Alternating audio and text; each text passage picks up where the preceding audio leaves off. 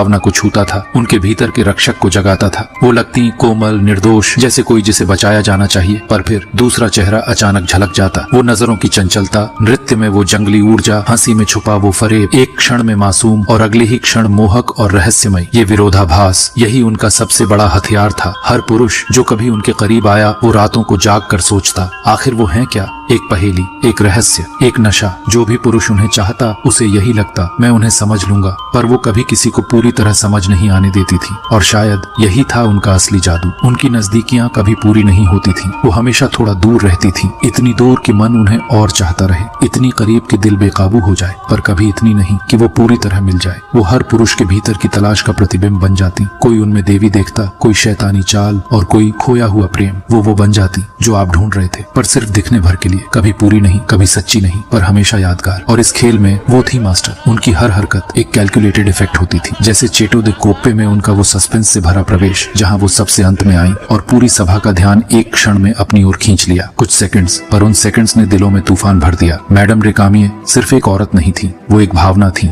एक मनोवैज्ञानिक युद्ध, जिसमें आदमी हार कर भी जीतने का एहसास करता था।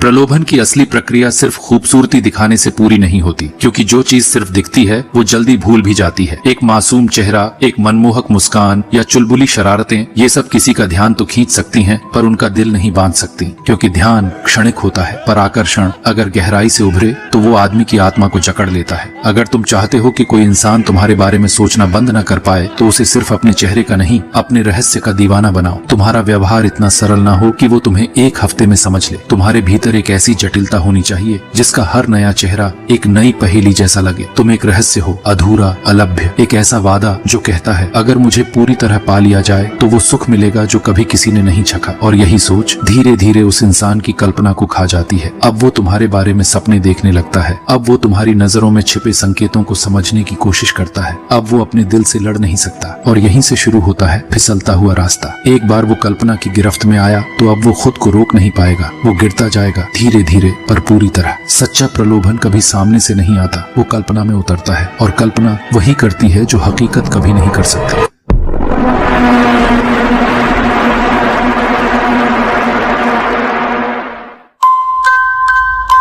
बहकावे की शुरुआत वहीं से होती है जहां आपकी मौजूदगी एक छवि से बढ़कर किसी के मन में बसी एक छाया बन जाती है। आकर्षण पैदा करना आज के दौर में कोई मुश्किल काम नहीं। एक हटकर पहनावा, एक रहस्यमयी नजर, या फिर आपकी कोई आदत जो कुछ अलग हो। लेकिन असली सवाल ये है, क्या वो आपको याद रखेंगे जब आप वहां नहीं होंगे? आज के समय में दिमाग एक युद्ध भूमि है। हर ओर से आती आवाजें, हर जगह